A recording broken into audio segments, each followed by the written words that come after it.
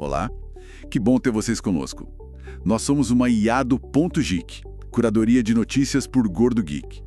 Hoje é 30 de maio de 2025 e hoje, pessoal, a gente vai mergulhar fundo, mas fundo mesmo, numa das histórias mais, cinematográficas do Vale do Silício. Vamos falar da ascensão e da queda vertiginosa de Elizabeth Holmes e da empresa dela, as Theranos. Oi, pessoal. Pois é, uma história fascinante e assustadora ao mesmo tempo, né? Com certeza. A gente vasculhou aqui artigos, tem trechos de livros como Bad Blood, entrevistas, depoimentos de julgamento. O nosso objetivo hoje é tentar entender os detalhes, sabe? Como que uma promessa que parecia tão revolucionária, que ia mudar a saúde no mundo, acabou se revelando uma das maiores fraudes tecnológicas que a gente já viu. Essa figura central num escândalo bilionário. Isso levanta um monte de questões importantes, né? Sobre o que é inovação de verdade, sobre o papel dos investidores, a pressão por resultados no mundo da tecnologia e, claro, sobre ética. Vamos começar do começo, então. Elizabeth Holmes. Ela era estudante em Stanford, uma universidade super prestigiada, né? Isso, em engenharia química. Mas ela largou tudo aos 19 anos. 19 anos. Sim, em 2003, para fundar a Theranos. A ideia que ela apresentou era, disruptiva mesmo. Revolucionar os exames de sangue. A promessa era acabar com aquelas agulhas enormes, a coleta de vários tubos de sangue, algo que, vamos combinar, ninguém gosta. Exato. A visão era com apenas algumas gotinhas de sangue tiradas da ponta do dedo, num potinho minúsculo chamado nanotainer, uma máquina que eles chamaram primeiro de Edison e depois veio o Minilab, conseguiria fazer centenas de testes, desde colesterol, glicemia, até testes mais complexos, tipo detectar câncer. E tudo isso de forma rápida, barata e acessível. Em farmácias, supermercados... Qualquer lugar. Era essa a grande promessa. Democratizar o acesso à informação sobre a nossa própria saúde. Uma visão muito poderosa. Tão poderosa que logo começaram as comparações com Steve Jobs, né? O gênio da Apple. Sim, e ela abraçou essa comparação. Adotou o visual característico dele, a gola alta preta, falava de um jeito parecido, meio visionário, meio reservado. Isso ajudou muito a construir a imagem dela como essa jovem prodígio que ia mudar o mundo. E essa imagem, essa visão, atraiu muito, mas muito dinheiro. A gente está falando de quanto, mais ou menos? Olha, os números são impressionantes. A Theranos levantou mais de 700 milhões de dólares de investidores. 700 milhões! E não era qualquer investidor, né? De jeito nenhum. Nomes de peso pesadíssimo. Rupert Murdoch, o magnata da mídia, Larry Ellison, fundador da Oracle, a família Walton, dona do Walmart, Tim Draper, um investidor de risco famoso. Nossa Senhora! E com todo esse investimento, a empresa foi avaliada em... Chegou a ser avaliada em 9 bilhões de dólares. Isso em 2014, mais ou menos. 9 bilhões! Por uma empresa que, na prática, ainda não tinha um produto comprovadamente funcional no mercado, né? Isso que é impressionante. Exato. E nesse mesmo ano, 2014, a Elizabeth Holmes, com apenas 30 anos, estava na capa da Forbes, a bilionária self-made que construiu a própria fortuna mais jovem do mundo. A fortuna pessoal dela foi estimada em quanto na época? 4 bilhões e meio de dólares, metade do valor da empresa que ela controlava majoritariamente. Uau! E eles fecharam parcerias gigantescas também, certo? Com farmácias, supermercados. Sim, parcerias estratégicas que davam ainda mais legitimidade. Fecharam com a Walgreens, uma das maiores redes de farmácias dos Estados Unidos, e com a Safeway, uma grande rede de supermercados. A ideia era instalar os centros de bem-estar Theranos dentro dessas lojas. Imagina a conveniência, né? Fazer suas compras e já fazer um check-up completo com uma picadinha no dedo. Isso parecia o futuro chegando. E para completar o quadro de credibilidade, o Conselho Administrativo da Theranos era uma constelação. Nossa, sim. Tinha gente muito influente. Ex-secretário de Estado americanos como George Shultz, Henry Kissinger, ex-senadores, generais. Pessoas com reputações enormes, que emprestavam uma aura de seriedade e confiança para a empresa. Como que figuras assim entraram no conselho de uma empresa de tecnologia de saúde sem talvez checar a fundo a ciência por trás? Essa é outra pergunta-chave. Muitos analistas acreditam que eles foram seduzidos pela visão da Holmes, pelo carisma dela e talvez pela promessa de lucros e de fazer parte de algo revolucionário. Além disso, o George Shultz, por exemplo, tinha uma ligação pessoal, né? O neto dele, o Tyler, chegou a trabalhar no Theranos. E ele foi um dos que depois denunciou a fraude. Que situação complicada para o avô, imagino. E nesse cenário todo tinha uma figura importante nos bastidores, né? O Ramesh Balwani, o Sunny. Sim, o Sunny Balwani, ele era bem mais velho que a Holmes, eles tiveram um relacionamento amoroso que mantiveram em segredo por muito tempo e ele se tornou o presidente e COO, Chief Operating Officer, da Theranos. Era o braço direito dela na operação da empresa. E pelo que se sabe, ele tinha um estilo de gestão bem particular. Os relatos de ex-funcionários descrevem um ambiente de trabalho muito tóxico, baseado em sigilo extremo, vigilância constante e muita intimidação. Ele era conhecido por ser agressivo, por controlar tudo de perto, e isso criava uma cultura de medo que, segundo as denúncias, ajudava a esconder os problemas da tecnologia. Entendi. Então, a gente tem a promessa incrível, o dinheiro jorrando, os nomes de peso no conselho, a parceria com os gigantes, mas por baixo dos panos a tecnologia não entregava. Basicamente isso. E as dúvidas começaram a surgir primeiro mais discretamente, no meio científico e médico. Especialistas em diagnóstico laboratorial olhavam para a promessa da Theranos e pensavam: isso é estranho. Como é possível fazer centenas de testes diferentes com reações químicas distintas, usando só umas gotas de sangue capilar, que é diferente do sangue venoso tirado da veia? Tinha uma base científica para essa desconfiança, então? Tinha, sim. A quantidade de analitos, as substâncias que se quer medir, em poucas gotas de sangue é muito pequena para muitos testes. A qualidade do sangue capilar pode variar, e a miniaturização de tantos processos complexos numa única máquina era um desafio tecnológico gigantesco que ninguém mais tinha conseguido resolver. E a Theranos não ajudava a dissipar essas dúvidas, né? Pelo contrário. Não ajudava mesmo. Um sinal de alerta clássico no mundo científico é a falta de publicação em revistas peer-reviewed, ou seja, revistas onde outros especialistas da área revisam e validam os dados antes de publicar. A Theranos não publicava. Justificava dizendo que era segredo comercial para proteger a tecnologia revolucionária. Mas isso levantava muitas suspeitas. Era tudo muito fechado. E aí vem o momento da virada, outubro de 2015.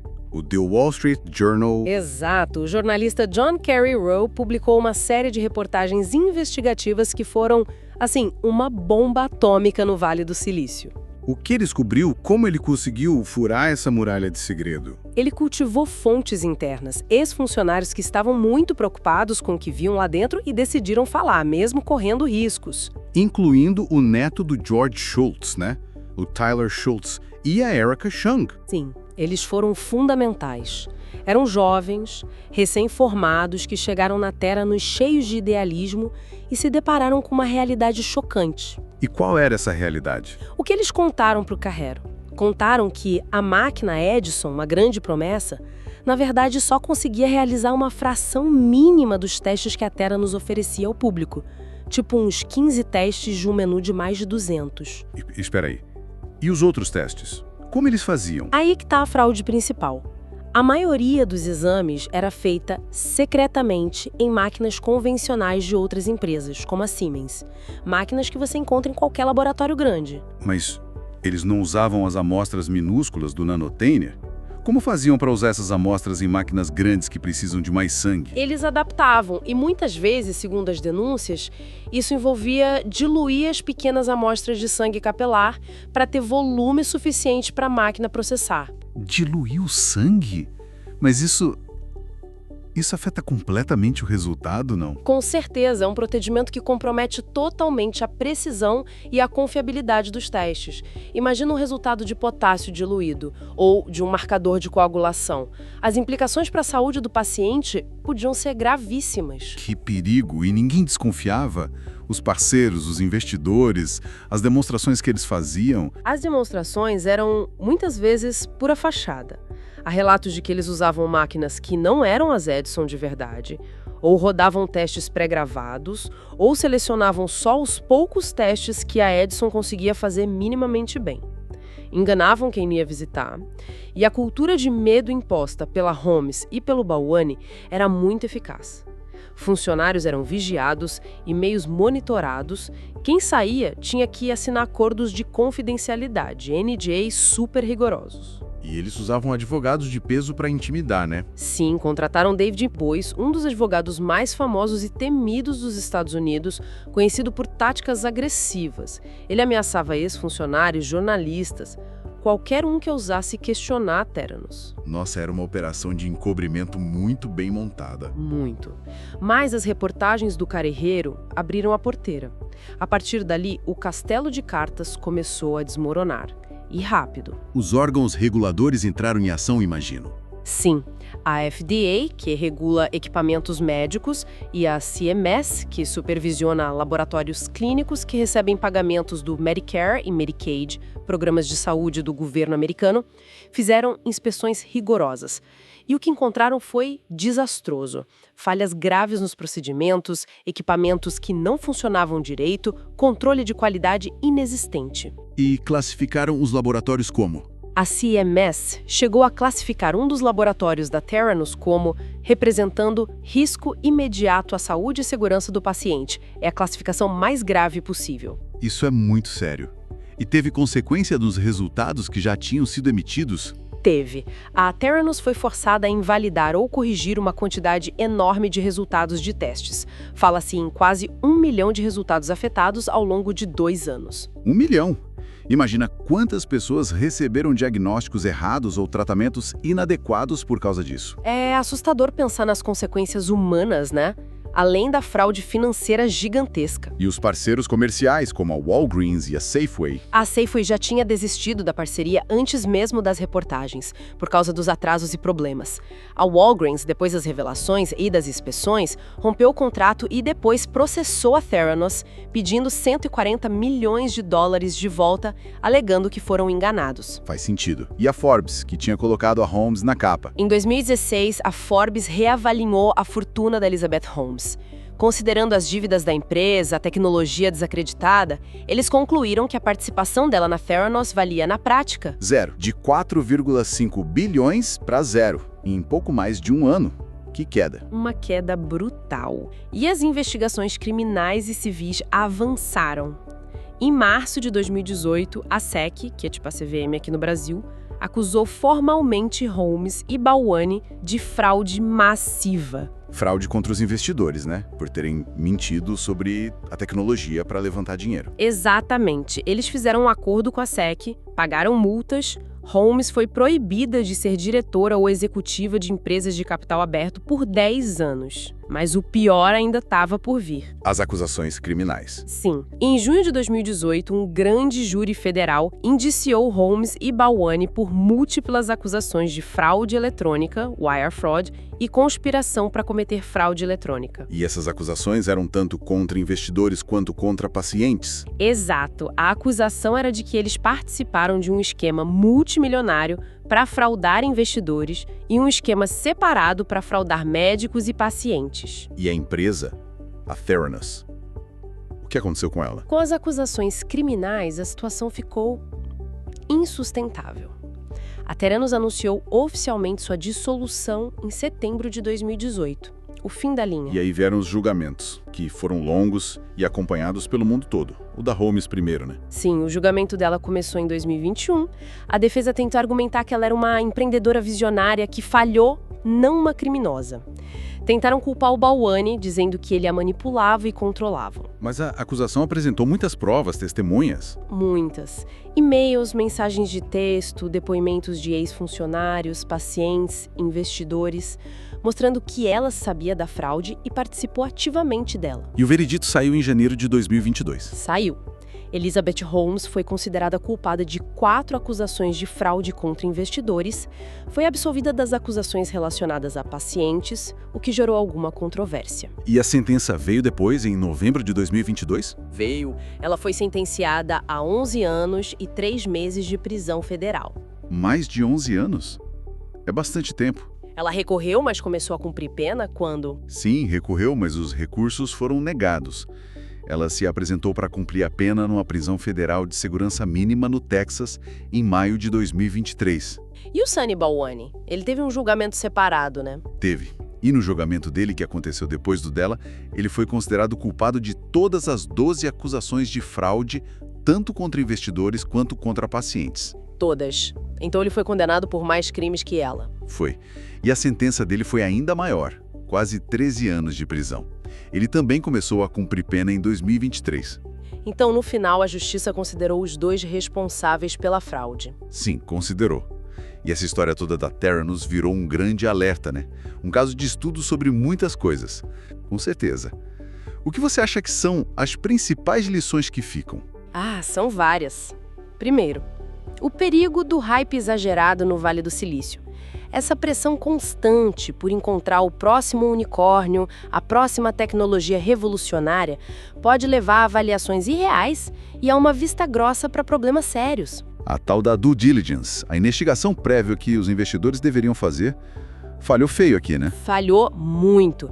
Investidores experientes, conselheiros renomados, muita gente parece ter sido levada mais pela narrativa e pelo carisma da Holmes do que pelos fatos e pela ciência. Faltou ceticismo, faltou fazer as perguntas difíceis. E a importância da transparência científica, né? A recusa em publicar dados, em validar a tecnologia abertamente, era um sinal vermelho gigante. Sem dúvida. Inovação em saúde não pode ser tratada como segredo industrial absoluto, especialmente quando vidas estão em jogo. Precisa de escrutínio, de validação independente. E, claro, tem a questão ética fundamental. A ambição é importante para empreender, mas quando ela ultrapassa os limites da honestidade, da verdade, as consequências podem ser devastadoras. Devastadoras para investidores que perderam milhões, para funcionários que dedicaram tempo e talento a uma farsa, e principalmente para pacientes que confiaram sua saúde a uma tecnologia que não funcionava e podia até ser perigosa. É uma história complexa, com muitas camadas. E fica essa reflexão final, né? Onde exatamente fica a linha entre ter uma visão muito ousada, aquela coisa do fake it till you make it, finge até conseguir, que é até comum em startups, e a fraude deliberada, enganar ativamente as pessoas, colocar a saúde delas em risco. Como a gente, como sociedade, como investidor, como consumidor, pode aprender a discernir melhor essas promessas? É a pergunta de 1 bilhão, ou melhor, de 9 bilhões de dólares, né?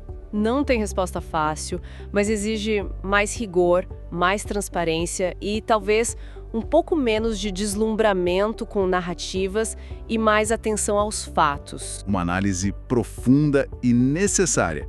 Esperamos que esta análise tenha sido útil para quem nos ouve. Se gostaram da nossa conversa, dessa investigação sobre a Theranos, deixem seus comentários, curtam o episódio e compartilhem com quem possa se interessar. Isso ajuda muito a gente a continuar trazendo essas histórias. Muito obrigado pela companhia e até a próxima. Até a próxima, pessoal!